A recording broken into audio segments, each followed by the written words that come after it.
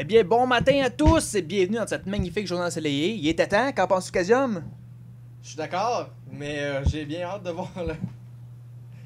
Ah bon, ça, en gros, pour mettre en perspective, ça fait 2 semaines qu'il fait pas beau, puis qu'on a juste la chenoute, puis en fait, on a un beau soleil dehors, c'est magnifique, puis nous autres, on est enfermés en dedans, à casser des parties.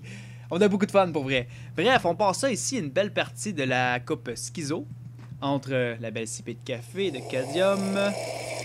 Donc ici, on a la partie qui était la finale à Winner's Bracket Ah, entre... il est fret. Oui, What she said. La finale entre Alex et moi et Slush. Ouais. Finale de la Winner's Bracket, comme que je disais, avec, tu me déranges Oui. avec ton c'est café. la finale de la braquette des gagnants. Oui.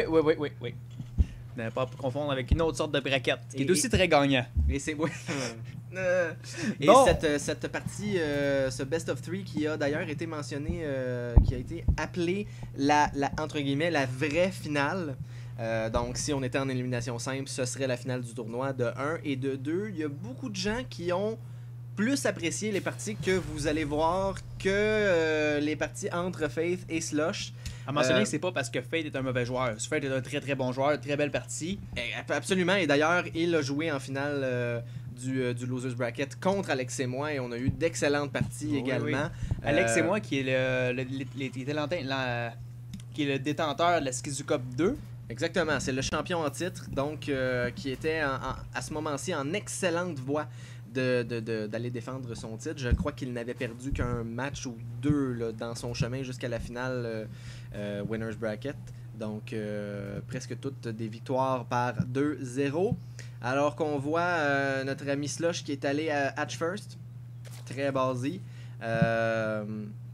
Contre bien évidemment MRG, donc cross position, les deux qui n'ont pas spawné en close air, chose qui est permise, je l'ignorais au moment du stream, mais je l'ai appris par la suite, les maps du MRG qui sur la plupart des cartes autorisent le spawn en close air, donc de cet endroit-ci par rapport à Slush par exemple, donc Slush qui n'a absolument pas eu besoin de scouter là, cette position, puisque c'était impossible de spawner en close ground. Donc une poule posée dans les 17.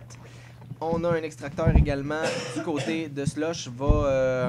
Il nous a montré dans la finale son fast speedling into expand. Là, j'ai l'impression que ça va être l'inverse. Je me demande même s'il va aller chercher vraiment le speed des Zerglings, si ça va être nécessaire. Alors que Alex et moi s'en va sur une baraque, une factory, exactement.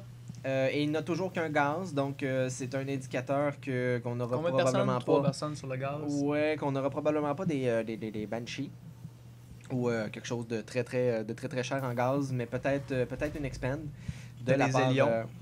Ouais, bah c'est ça. C'est avec la factory, bon tout est possible, mais on aurait vu un réacteur probablement un réacteur, ouais, effectivement, où il y aurait certainement une deuxième facto en construction là, s'il veut faire.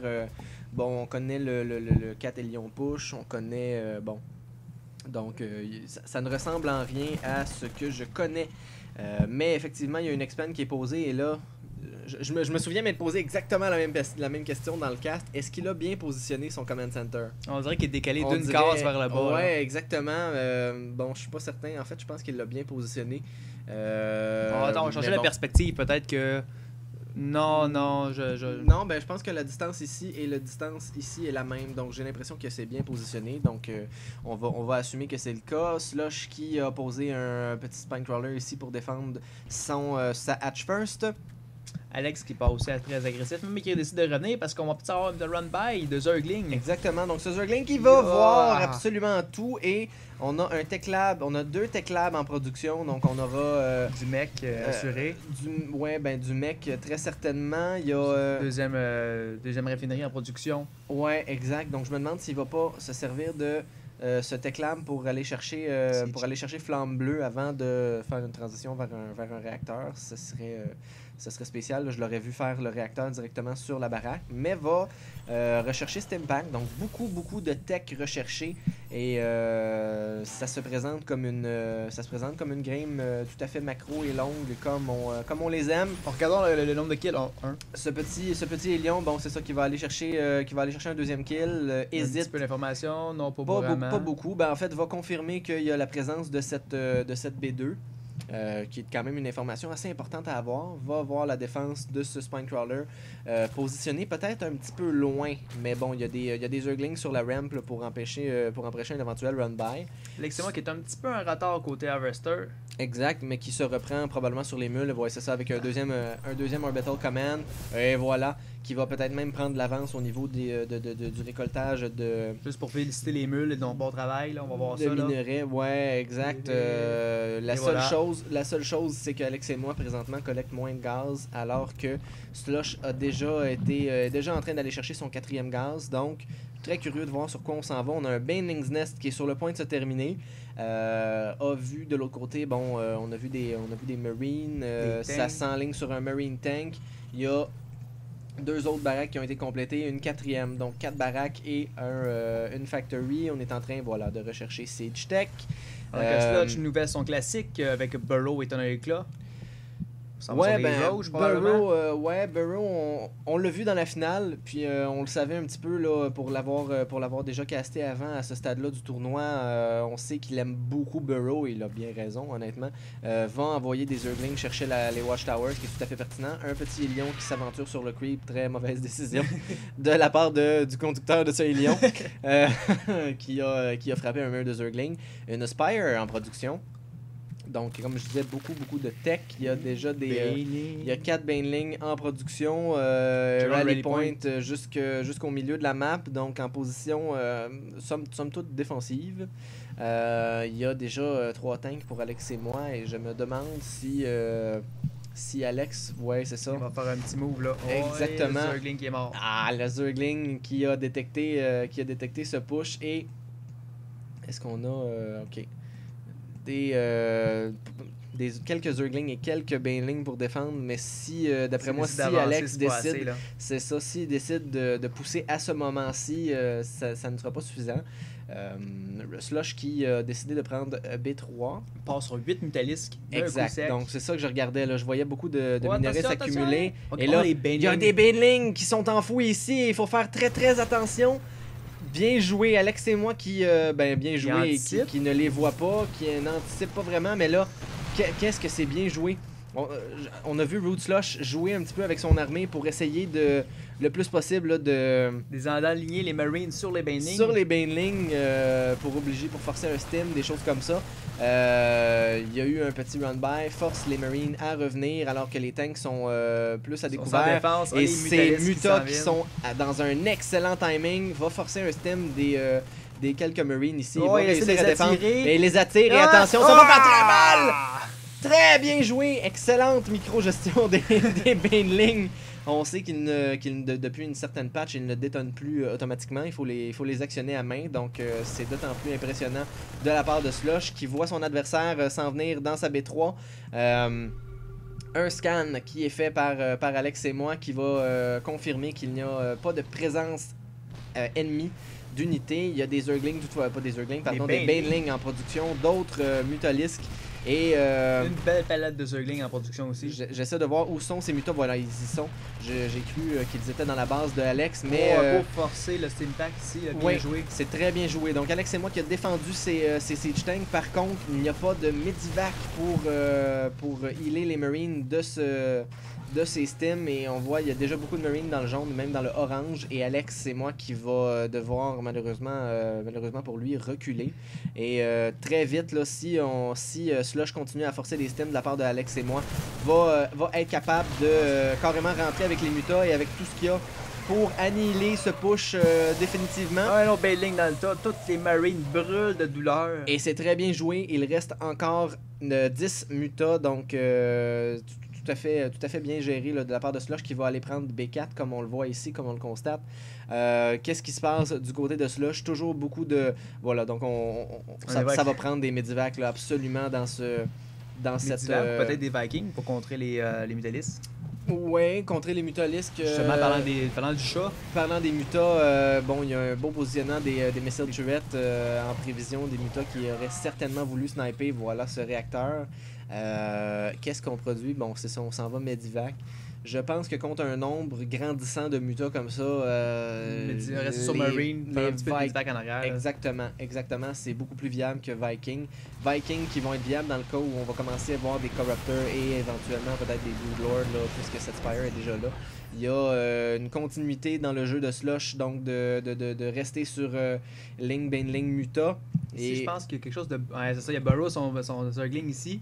T'es en train de construire une tourelle pour pouvoir détecter le Zergling. Ben, en fait, non, c'est vraiment en prévention, donc il n'a pas vu. Et ça empêche, et voilà. Exactement. Et là, moi, en tout cas, je sais que personnellement, je serais en train de me poser sérieusement la question là, sur mais que se passe-t-il? Pour quelle raison ne suis-je pas capable de poser ce command center? Et il y a les mutas qui vont arriver à un excellent moment. Il y a quelques Marines qui sont là quand même. Ils sont full heal. Bon, évidemment, on a des medivacs maintenant qui volent dans le ciel de la base Terran. On a une armory pour Alex et moi, donc la décision de monter tard sans doute pour pallier à ces mutalisques. Ça j'aime ça, la Sensor Tower. Sensor Tower. Oui, exact, qui n'est pas très utilisé. Je me souviens pendant qu'on streamait qu'on l'a mentionné d'ailleurs, c'est très pertinent. Cette Sensor Tower qui de là va, je crois, couvrir jusqu'en haut ici. Là. Donc il n'y aura pas de moyen pour les mutalisques de contourner la B3 pour aller faire du harass, exemple ici.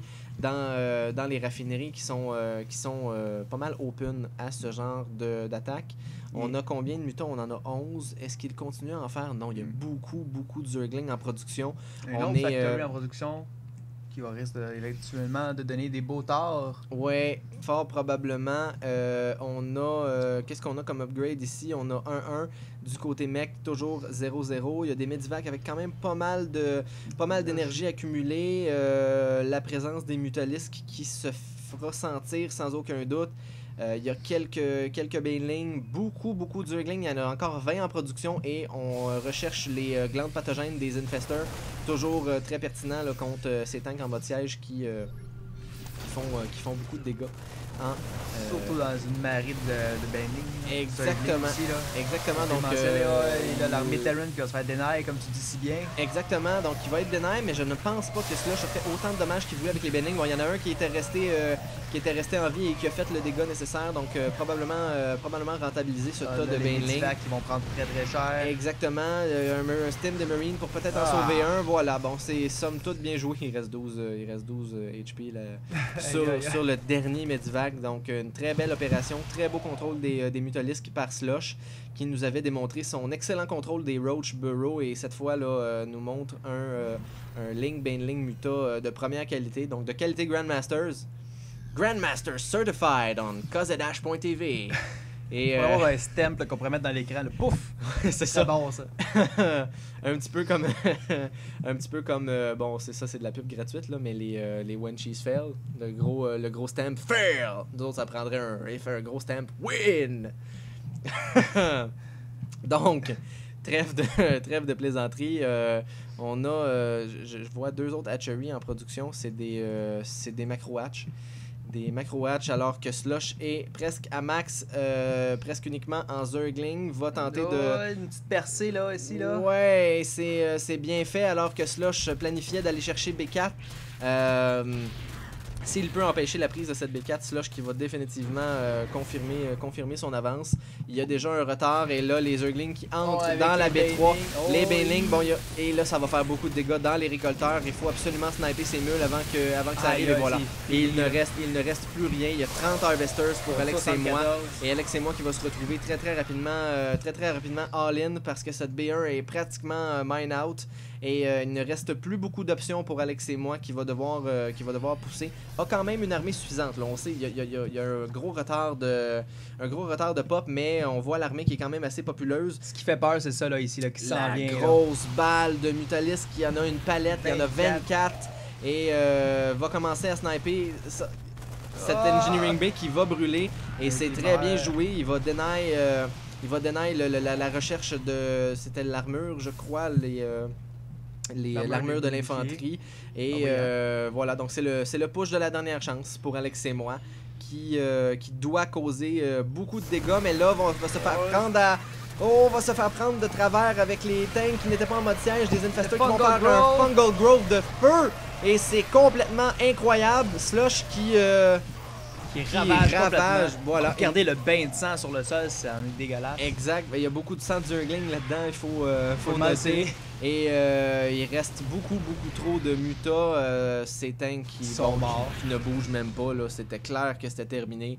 Et là, on Slush voit... qui affirme son gros map control ici. Là. Absolument. En fait, il a eu toute la partie. Il a eu le contrôle des Watchtower toute la partie. Il y a le creep spread qui a joué beaucoup. Les mutas, le contrôle des mutas qui est complètement on se insane. fancy, on passe sur une Greater Spire. Exactement. Donc, Root Slush qui décide qu'il n'a pas suffisamment le contrôle sur cette partie-là, qui décide d'aller chercher les Broodlords. Il y a un autre petit push, le deuxième petit push de la dernière chance pour Alex et moi qui va devoir rentrer. Je sais pas s'il va du bon côté. Bon, évidemment, il y a le creep de l'autre côté là, qui est assez... que ça a avancé, là. Les Zerglings ça vient ici. Exactement, ces tanks qui vont tomber ainsi que ces Marines. Il y a des Banelings pour finir le tout. Un autre petit beau Fungal Growth qui va exposer tous ces Marines au feu à l'acide des Banelings, dis-je. Et là, c'est le temps. Slush qui reste à max sans arrêt, qui a un beau coussin là, de minerais et de gaz. Ces tanks qui se font détruire complètement. Je veux voir bon, il y a plus un en attaque. Les Torques qui viennent en production. C'est peut-être un peu tard. Ouais, un petit peu tard. Ouais, ça aurait fort probablement pris 1 ou 2 torts dans ce tas de Marine Tank là. Ouais. Et ça aurait certainement changé le cours de la partie. Et je crois que Alex le réalise. Tente d'aller prendre B4. On a toujours le petit Zergling en fouille ici. Mais c'est très bien joué. Ah oui, contre un Terran, c'est extrêmement bien joué. Hein? Parle-moi-en pas. Alors qu'on a 5 Broodlords en formation pour Root Slush. Et continue d'aller chercher là, les Zerglings et les Banelings qui ont plus 2 en attaque. Là, ça fait énormément de dégâts. Broodlord qui se termine. Est-ce qu'ils vont passer à l'attaque tout de suite? Fort probablement sans attendre. Ouais, ne laissera pas le temps à Slush, c'est-à-dire à Alex et moi, de refaire une armée digne de ce nom. Il reste déjà beaucoup de mutas. Va arriver évidemment avec le Zergling. Il a vu l'arrivée de la B4 et va sans aucun doute sniper. Bon, il a snipé les missile turrets, c'est bien joué. Retarde la prise définitive de cette B4, mais voilà le gros push. J'ai le goût de dire mortel là, parce que c'est tellement volumineux là, comme armée de la part de Root Slush et Alex qui peine. On voit qu'il dépense tout le minerai qu'il peut, mais il peine à reconstruire avant l'arrivée, la grosse masse de Zergling. Exactement, la grosse masse de Zergling qui reste bien cachée en arrière des Broodlords. Ces Broodlords qui vont commencer à taper les tanks et ça c'est très très bien joué. Va détruire ce tank, va détruire fort probablement le deuxième aussi. Un Stim de Marine essaie de splitter. Là, on a vu un petit split de contrôle du côté de la météo. Fungal Growth qui expose encore une fois au Baneling et voilà l'armée de c'est le GG! On l'attendait, donc Slush qui remporte la première partie contre Alex et moi dans une partie qui aurait peut-être pu se terminer plus tôt selon moi. Là. En fait, selon moi, la partie s'est gagnée ici. Là. Quand on a eu le run-by puis que tout au complet, qu'on s'est ramassé à 30 harvesters pour Alex et moi contre 75, le retard économique a été énorme. Exact. Et la game s'est jouée dans ce mouvement-là. Là. Tout à fait. D'autant plus que ça a retardé la prise de B4 là, de Alex et moi. Slush qui a pris la gold. Bon, cette gold. Par mesure que sécuritaire. Là. Ouais, ben ça vient de se terminer là, si je me fie au creep. La gold qui était B6 parce qu'il y avait une B5 de prise et qui commençait déjà à miner. Bon, il n'y avait pas grand chose à faire de ce côté-là pour Alex et moi qui est pour la première fois au pied du mur dans ce tournoi, qui doit gagner qui devait à cet instant gagner les 2 prochaines parties contre Slush. Bon, on le sait que Slush a gagné la série. On va pas spoiler qui gagne le Best of 3 là. Exactement. Pour ceux qui l'ont pas gagné, qui n'ont pas regardé encore. Ben, ouais, c'est ça. Surtout que les matchs de la finale sont sortis avant sur le channel. Ouais, c'est pas grave. Ça. Ouais, c'est ça. Donc, voilà. Bon, ben, je vais me fier à ce que M. Hunter a dit. Si vous n'avez pas encore vu les matchs de la finale, nous ne vous dirons pas qui sont les 2 finalistes. Ceci étant la finale de la Winners Bracket, il y a d'autres games qui ont suivi et qui ont été postés avant, en priorité, donc sur le channel. Donc, allez voir un petit peu, là, faites un petit scroll down là, côté droit là, pour aller voir ces parties qui sont extrêmement intéressantes. Donc, on vous revient avec la Game 2 de cette série Best of 3 entre Slush et Alex et moi très bientôt. À la prochaine!